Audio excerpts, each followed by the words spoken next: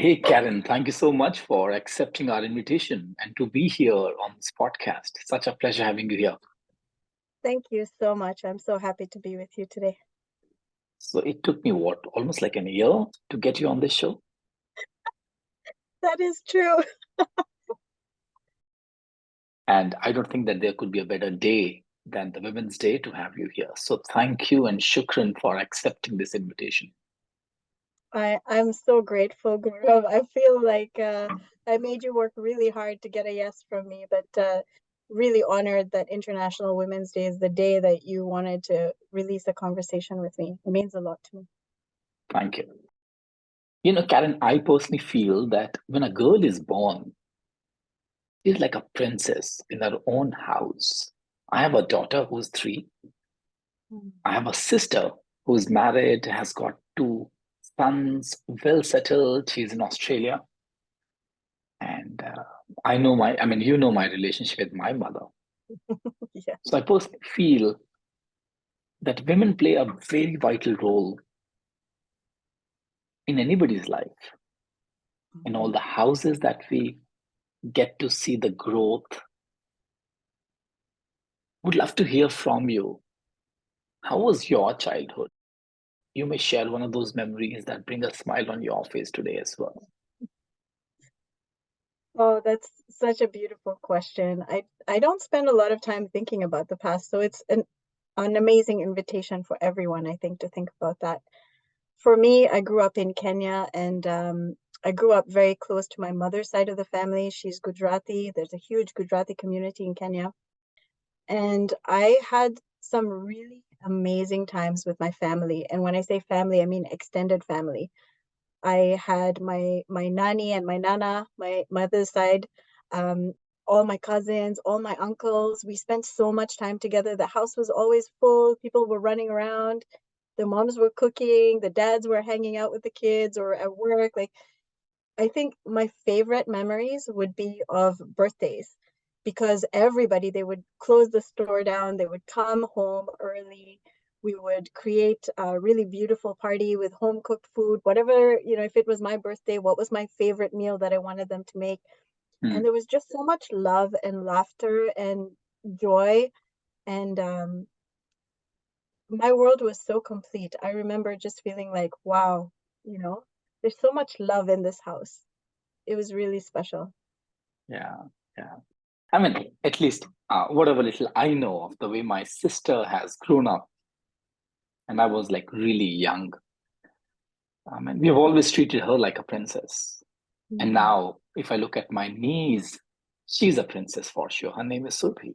And now, when I look at my own daughter, Neer, she's like a princess. And the world Yeah, revolves around them. So the daughter of the house is always, always, always, always special. always. Yeah. Just curious, Karen, when was that moment in your childhood when you realized that the world, the life that your parents have designed for you, painted for you, life is not as easy as that? I'm sure you would have encountered a couple of situations in your life that broke the impression that you had of the world.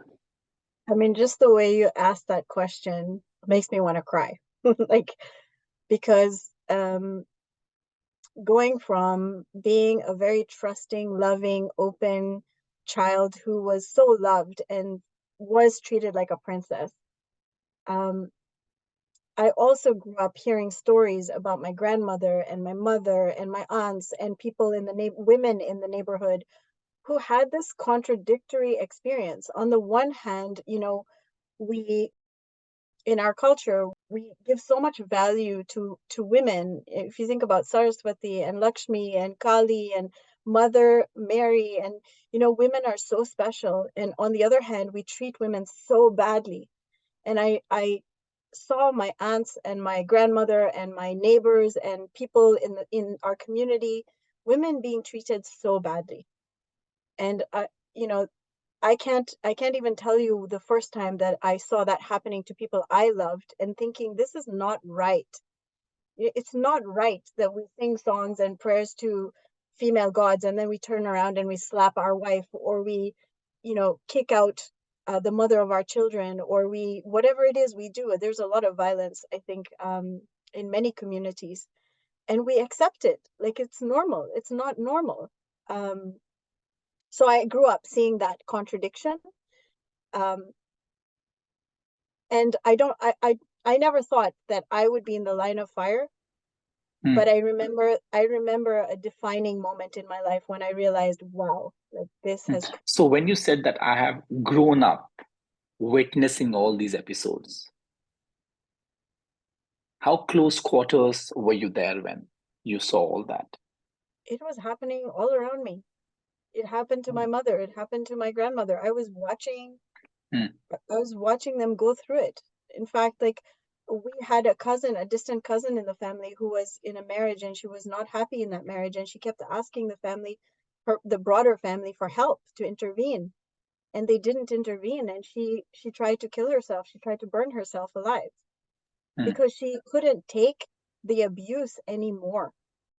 And there was such a, I've learned this over time, like we as women, we're taught to be silent and to endure so much in the name of Hmm. respect, in the name of tradition, in the name of protecting your family. But Hmm. she reached a point where it just broke her. Hmm. And that was one of the harder moments. But this was every day, all the time, everywhere we went. And how old were you, if I may ask, Kevin? Oh, with my cousin, with that cousin, I was about 8 or 9 years old. And And I just remember my heart breaking for her. what meaning did you create for yourself about men, about relationship, about life? Well, I think I was still quite young at around that age, and so I saw it happening to somebody I loved, but I didn't think it would happen to me. I just felt sorry for her, and I wished that her circumstances could have been different. And I asked, why weren't people trying harder to help her? But it felt like it was over there, not over here.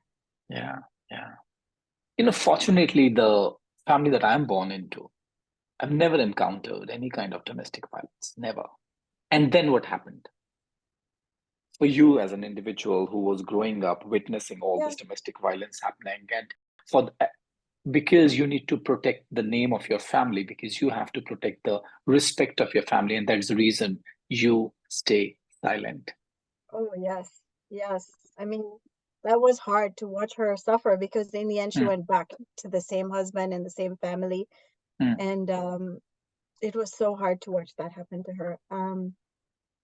So, I was about 8 at the time, and I continued being a child and growing up.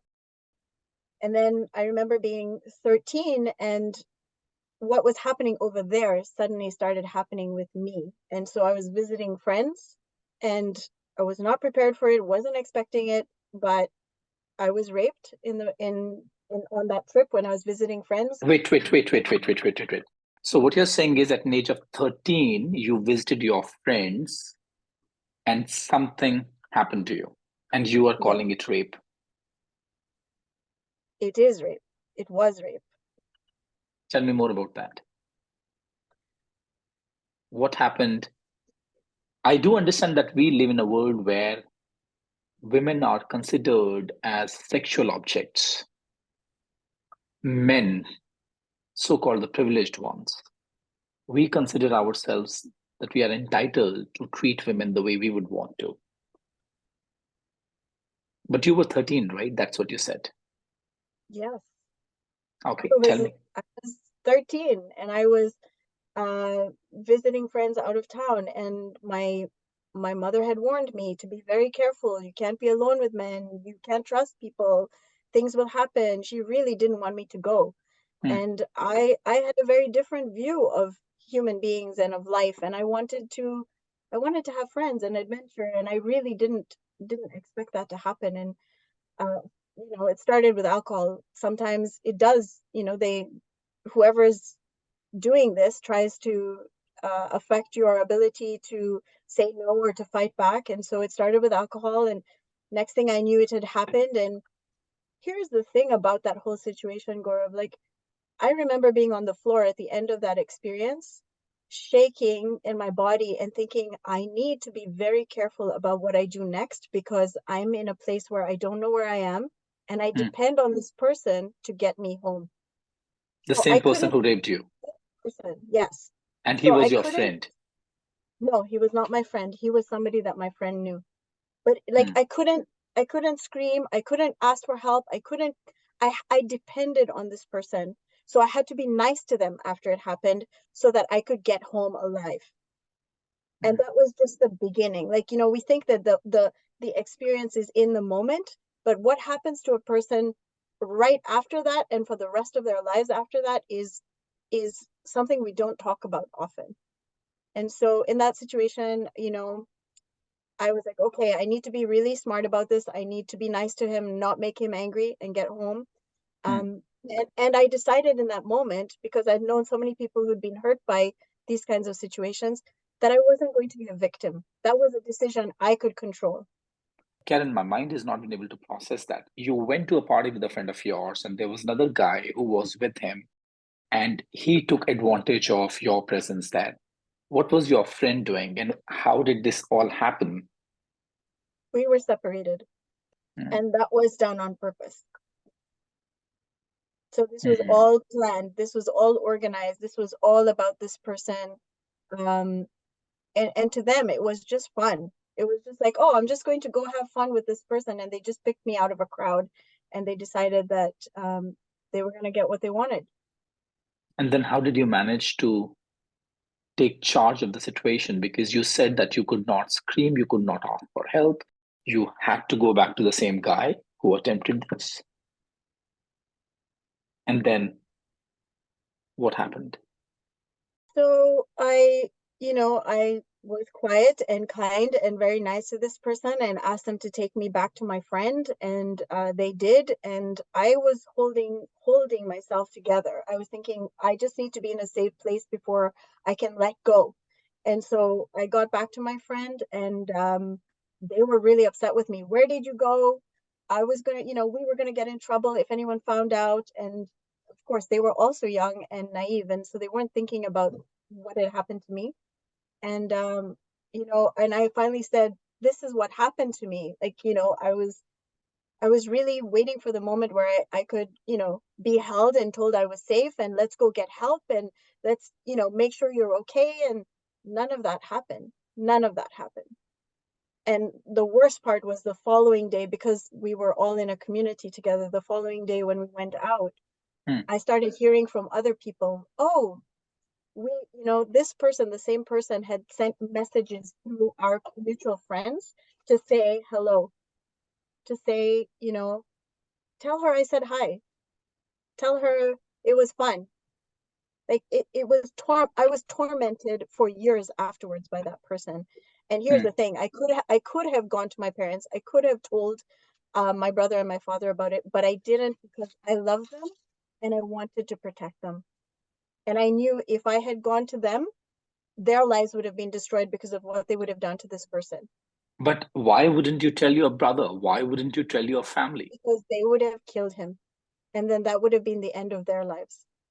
And I was not going to do that to my family. So for 3 years, I suffered in silence while people around me heard a different version of what happened and Hmm. decided that it was consensual.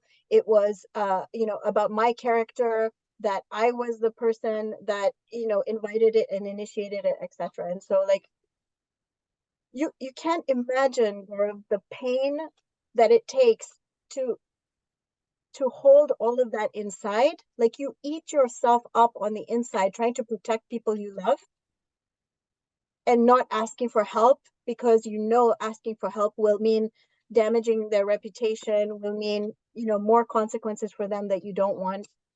It was not fun. So, Kiran, I'm just wondering, what I'm listening is that in order to protect your parents and your family so that they should not get involved in any kind of situation, in order to protect them, you kept this within yourself and you had to bear the pain for 3 years. Yes. Yeah, and here's the thing, Hmm. it wasn't just my secret, because all the people that were around us, all the friends that knew us, Hmm. knew about it. and reminded me every day for 3 years. It Hmm. was the worst 3 years of my life. Um, and I just decided I was going to do whatever I needed to do to bear it, because whatever happened to me was no longer about me. It was about the family reputation and keeping other people safe and Hmm. avoiding gossiping in the community and all of that. So, yeah. And I'm just wondering, the question that I'm asking right now is the role that we are playing as family members, the role that we are playing as a society in not allowing the girls to have their voice because they would be ridiculed rather than looking at the way boys are treated. Now, today, if you Yes. look back, what do you think? Was that the right decision that you took at that point in time, or you should have told your parents, or was there any other way to handle that situation?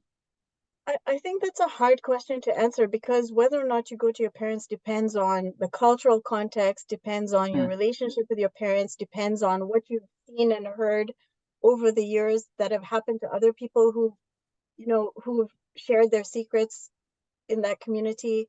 And I mean, the South Asian community in particular is very judgmental, is very Hmm. moral, is can be very hard on women. Hmm. It's like, they don't just say, "Oh, we're so sorry that happened to you." They judge you. They tell you you're broken. You look at all the Bollywood movies and the scripts that we're sharing with men and women about this kind of thing. It's like Hmm. men are allowed to do that and get away with it, and women Hmm. are destroyed and damaged forever.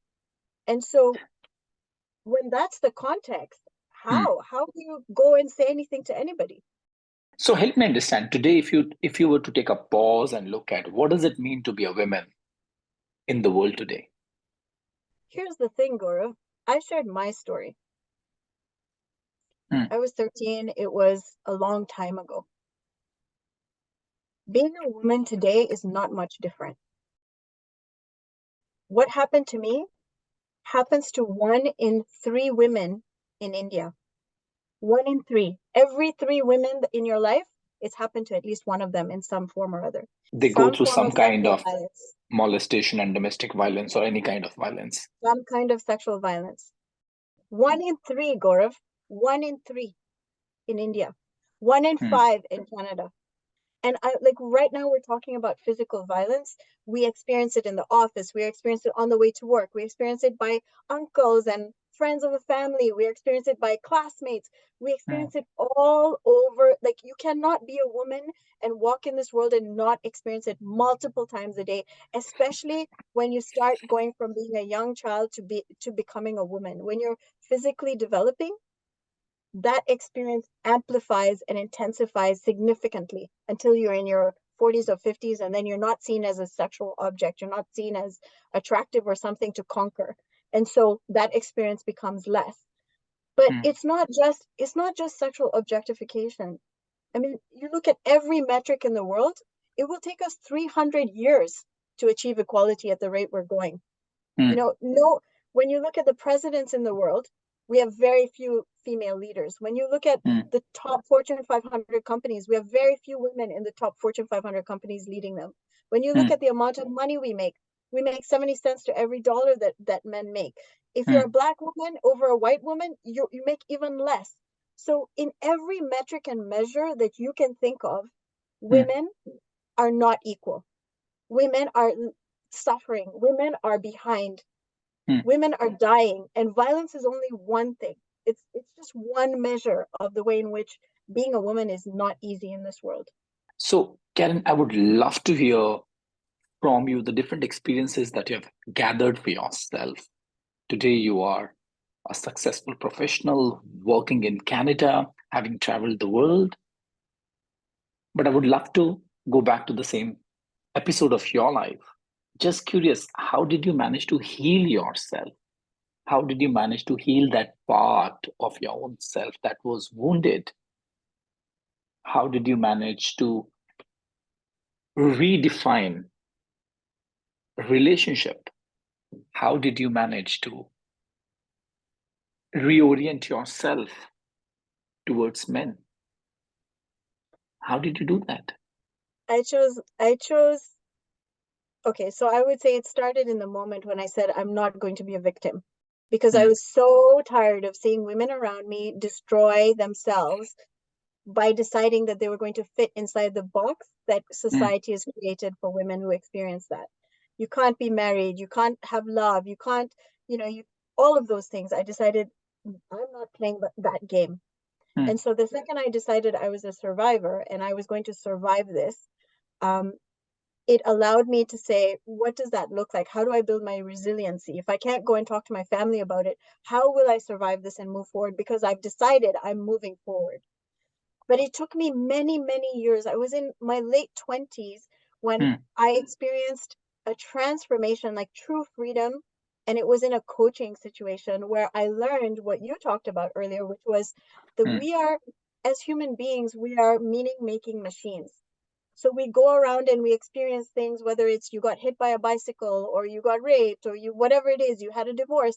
We experience life mm, and then we create meaning out of that experience. mm, And so if I got hit by a bike, what would I say? That I'll never cross the road again? Or I will never ride a bike again? No, we say it's a bike. It happens. Move on. But then when something like this happens, we say, oh my gosh, my life is over. So mm, who decides that my life is over? How do I take the story back and make a different story out of what happened? The fact is the same. mm, The circumstances haven't changed, but I get to choose what that means for me. And I remember I was in my late 20s and I decided I get to choose that this is not who I am. This mm, moment when I was 13, this thing that happened to me is not what my life is about. My mm, life is not about being that girl, because that girl is long gone. What happened to her happened years ago. But every time I think about it, every time I bring it up, every time I define and lead with the story of that is who I am, I rob myself of the opportunity to be all the things I was meant to be before that even happened. And so from a coaching perspective, one of the things that I've really helped other people with is a framework, and it's a three-part framework. It's like you can be a victim of what happens to you in your life, or mm, you can be a survivor. But even when you're being a survivor, you're still being impacted by that thing that happened in the mm, past, or you can be free. mm, And so when you ask me, Karen, how did you become the woman you are today? I chose to be free. I chose to put what mm, happened in the past and to say, for one man that hurt me, there are hundreds of men that have loved me. There are mm, hundreds of men that have protected me. There are hundreds of men that would stand beside me and say that wasn't right. So why would I let this one person take that mm. away? So help me understand, Karen. Going back to this memory lane, when did your family get to know this? And how did they respond to the entire episode?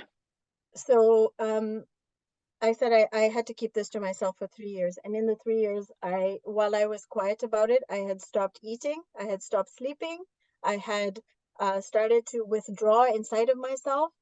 I was very angry and suppressing the anger. I wasn't the person, the happy child that my mother knew I was. And she couldn't quite understand what was wrong with me. She knew something had happened, she knew Mm, something was different, but she couldn't get it out of me because I was so committed to protecting them. mm, And then eventually we had an argument about something, and she said something to me. And I just said, do you really want to know? Do you really want to know what's behind all of this? And I mm, had enough. And so I told her, this is what happened. And this is why I didn't say anything. Of course, mothers take on a lot of your pain. And so it was like, why didn't you come to me? And why didn't you say anything? And I was right. Remember, I told you you can't go mm, alone.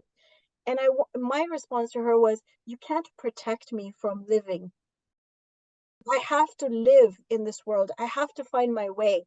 And if part of getting to be alive is that I get hurt once in a while, I have to find my feet. You can't protect me all the time. But it was hard to watch my family as they discovered what happened, to watch them mm, years after I'd made peace with it, to watch them experience it for the first time. The mm, shame, the guilt, the self-blaming. It's my mother's fault that she couldn't protect me. It wasn't her fault. It was mm, not anybody's fault other than the person who did that, you know? And so I went from being the person dealing with it to the person coaching my own family through it, and trying to love them through it, and trying to say, there's forgiveness here. There's forgiveness for me. There's forgiveness for Mm. you. There's Yeah. forgiveness. It's easy said than done, Karen. You spoke about either you could be a victim, you could be a survivor, or you could be free. And now you're talking about forgiveness. How did you manage to choose forgiveness, not only towards that particular man or a boy, if I may use, towards the rest of the humanity? How did you manage to do that? It's a good question. I think at the end of the day, and it took me into my 40s for me to accept this, is Mm, that the truest form of a child is that they love open-heartedly. They love with no condition. They're joyful, they see the best in everybody, they love life. And this moment robbed me of all of that. And so, all I wanted was to go back to having faith in humanity, feeling mm, joy in every experience, helping people be free of things that were in their past, remove the shame and the guilt around the things that happen in life. And mm. I think I am love. This is really interesting because in the society where we are a part of, women are considered weak and men are considered bold and courageous. And here you are talking about forgiveness and choosing to be free over the wound that you have experienced in your life. And in my mind, I'm just asking myself, if this is not courage, if this is not what boldness is, what is instead? Help me understand. In all these years, more than 2.5 decades later, 3 decades later, Karen, where you are right now, what does it mean for you to stand in your truth when you are saying that I am love, when you are saying I am free? What does it mean to stand in your truth today? Standing in my truth means that I can serve others. Hmm, That is really important to me. My life has meaning, right? I can use that moment and experience. And because I lived through it, because I walked through the fire, as you like to say, hmm, I can show other people that they can too. That there is so much more to who you are, your worth as a human being, than the things that happen to you along the way. That is just part of life, but it doesn't have to define your value and your worth. And hmm, so I just wish, can you imagine how many women in India are suffering in silence? How many women around the world, how many children, how many girls, how many boys have experienced hmm, awful things, and they have no safety, no support, no hmm, ability to heal, no skills. How many adults are living wounded in this world that don't have the hmm. skills to be free? We're meant to be free because we're meant to create a world that's beautiful, a world that's full of joy and love. And I just want to help people do that. You work in the corporate arena today, Karen. Do you find some difference the way women are treated in the corporate vis-a-vis women are treated at home in their personal lives? What's the Mm. difference and what's the similarities? Oh, that's a good question. I think women in the corporate world experience different versions of the same thing. So if the thing is that women are not treated with the same dignity and respect as men are, then they experience it in different ways in the workplace. So maybe I'm paid less than a man. Maybe I'm, not um, given opportunities to be promoted. Maybe I get stepped over every time there's a great opportunity to build my career and myself. Maybe when I become pregnant, people see me as, a problem and a burden on the system because now I'm not as productive because I'm taking time off to raise my children. So we experience challenges in the workplace just like we do out in the world. They Hmm, just have a different flavor to them. But I think hmm. one of the common threads that became very clear to me in my work is if I want to heal women in the world or if I want to heal women's experience in corporations, I need to help heal men. I need Tell, to work with men. tell me more about that. When you're saying that, in order to see a change in the corporate world, in order to heal women, we need to heal men. What does that mean? Yeah. So I will give you two examples of that. I worked with the government of Yellowknife, where the rates of violence against women is very, very high. Yellowknife is in Canada, and it's an Indigenous community. And when they came to me and said, we've spent so many millions of dollars trying to reduce the number of women that are hurt by their partners, but we're stuck. What are we getting wrong? And I said, who's doing the hurting? It's Indigenous men. What is the story of Indigenous men and what it means to be a man for them and what they grew up with? And many Indigenous men went to residential schools. They were raped by Catholic priests and nuns. They were tortured. They had to experience unimaginable, awful things to themselves. So they are carrying a lot of wounds and anger themselves, because in a society where the man cannot have feelings, the man cannot cry, the man cannot talk about his own pain, how is he going to be a better person to anybody else? And so in that example, I worked with them to say, you want to help the women? We need to help the men. We need to heal their wounds. We need to acknowledge what they went through. We need to make it okay for them to talk about it so that they can stop drinking alcohol, stop abusing drugs, and then stop hurting people they truly love. And so that's in a community context, but it also applies in corporations. I'll give you the example of an executive in a law firm. He had been very abusive to women in that law firm, and he'd helped build it. And everybody was really scared of him because he had so much power. And so he would treat people terribly. And the HR office called me and said, we need your help, but he won't go to a sensitivity training. And I said, okay, what will he go to? And they said, well, maybe executive coaching. And I said, great, call it whatever you want. As long as he shows up, I don't care what you call it. And so when I walked in the room, he was annoyed because my name said Karen Craggs, but I was a brown woman. In his mind, I should have been white because my name was white.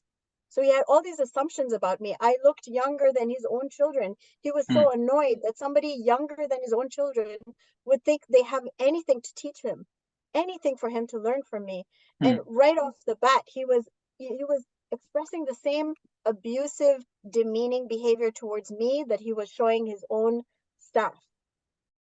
And we worked together for a few weeks, but the only way I got him to work with me was when he said to me, I'm too busy for someone like you. I don't think you can help me with anything. I said to him, hold on a second. I'm too busy for you. I am here trying to change the world and make it a better place, and you have a decision to make. Are you going to open your mind and be a little humble and possibly entertain the idea that this person who's traveled around the world and been through things has something to teach me, or not? Because if you're not interested, I have other people to help. And so I asked him to make a decision and be responsible for that decision himself. And when we worked together, it was incredible, the transformation that he went through. Just incredible. Yeah.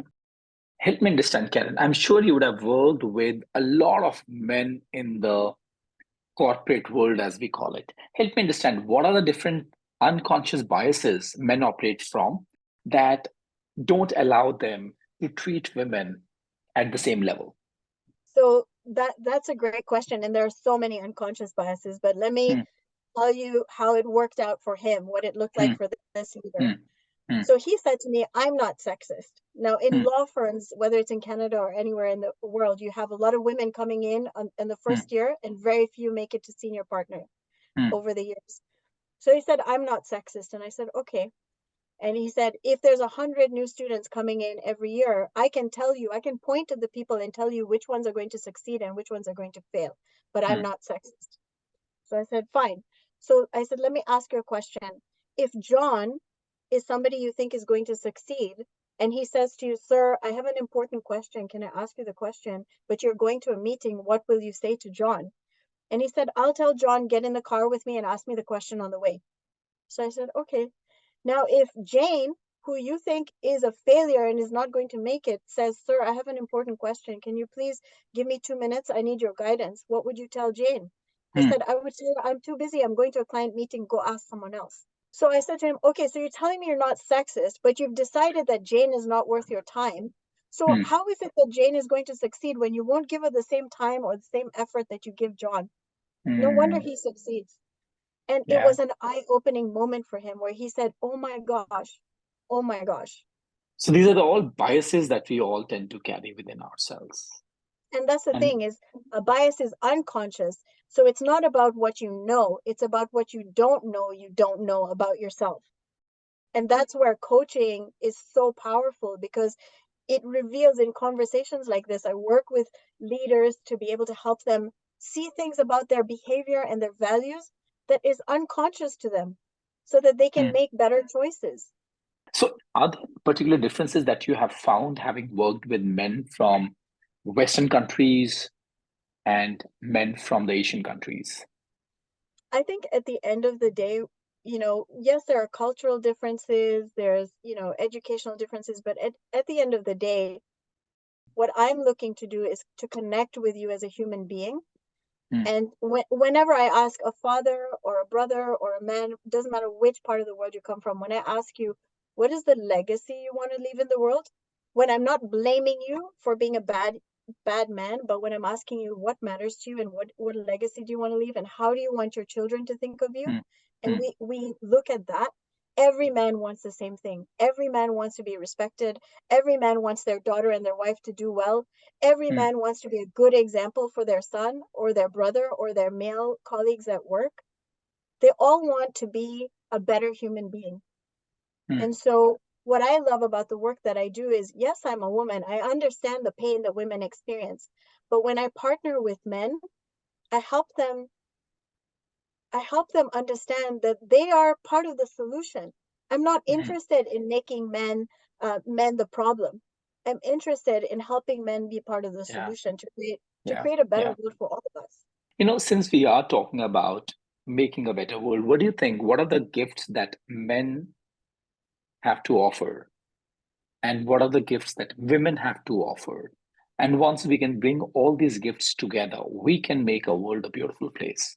I'm really conscious that we're having a very binary conversation about women and men when there's so many Mm, people who identify differently, right, across the gender spectrum. yeah, So I just yeah. want to acknowledge that this conversation has been binary in how we ask Mm. and answer the And questions. and Karen, let me just revisit my question, and thank you for bringing that. When I'm talking about men and women, I'm talking about the masculine energy and the feminine energies. Yes, So if you yes, look at from that perspective, what are the gifts that we can get from masculine energies? What are the gifts beautiful. that we can bring in from feminine energies? And if we can bring it together, Mhm. what kind of world can we create? Yeah. And this would be why I created a company called Conscious Equality Incorporated. The whole idea of conscious equality is Mm, that each human being has value and dignity, mm, each of us. And if I focus less on whether you're a man or a woman, and I focus more on harmony and balance internally, where mm, my male energy and my female energy are in harmony with each other, then it's not about the fact that I'm a woman and you're a man. mm, It's about mm, when do I need to lead with the feminine, with love and care? And when do I need to lead with the masculine, with being assertive and being able to challenge what's not right and being able mm, to show up with courage? And when when do I lead with love above everything else? mm, And that is a very unusual conversation to have when we talk about mm, women's rights and gender equality and toxic mm, masculinity. The idea that perhaps we have both in us and that the work needs to be done with us. It resides with us. You want to transform the world, you transform yourself. You heal your mm, own wounds. You find your own power so mm. that nothing can take that away from you. Help me understand the world where you were grown in and the way you are nurturing your children. What difference do you find which is going to create better human beings? Well, I have three children. I have a 16-year-old daughter, a Mm, 14-year-old son, a 9-year-old daughter. mm, And I'm very grateful that we live in a country where, unlike other countries in the world, where they have rights. They mm, have all the opportunities they could imagine. They can be anything they want to be. And mm, one of the things that I learned as a parent was it's a coaching tip called scripting. mm, And scripting is when we repeat a certain value over and over again, like a mantra, but you do it as the child is growing up. mm, So I have repeated certain things to my children and I've watched them really mm, become and grow into it. I've repeated that difference is good. mm, I've repeated that love is what matters most. I've mm, repeated that they can be and do anything they want to be and do in the world. I will not mm, pull them back. I've repeated that when something goes wrong, I'm the person they come to. mm. It doesn't matter how bad it is, it doesn't matter how scared they are, I have their back. Yeah. And so, when I think about that, like the world is different for them, not only because of the context that they live in, but because of Mm, the values that I'm sharing with them as they mm. grow up so that they can be who they want to be. I think that's a wonderful tip for all the parents out there as well, because we learn how to connect with ourselves. We learn how to relate with others. We know how to connect with the world and life is the way we have learned it during our childhood days. And you use the word context. So the context that one is born into plays a very vital role. So thank you so much for sharing such a wonderful tip to all the parents out there. So thank you so much, Karen. Anything that you may want to share with our audience? And here we have our audience who are leading executives in few of the best corporates in the world. And I'm sure, like you have faced your respective challenges, they are facing their challenges on day-to-day basis. And I'm not going to bucket them into men and women, as you said it. We all go through our different difficulties. And any message that you may want to share with them. I think at the end of the day, if we put our titles down, if we put our job descriptions aside and we say, as a human being, am I fundamentally happy? Am I Mm, fundamentally healed?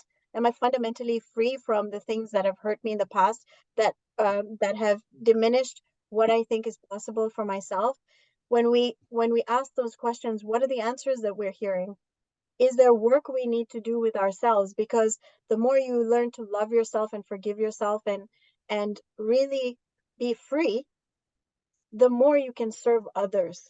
yeah. And truly, like leadership is about serving others, whether I'm being a Mm, mother or a wife or the VP of an important technology company.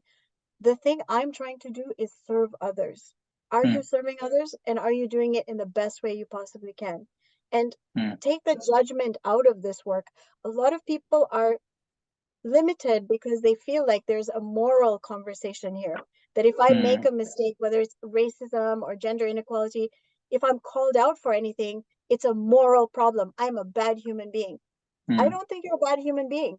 The yeah. question is, are you humble and open enough to say, maybe I made a mistake, I can learn from it, and I can move forward and be even better.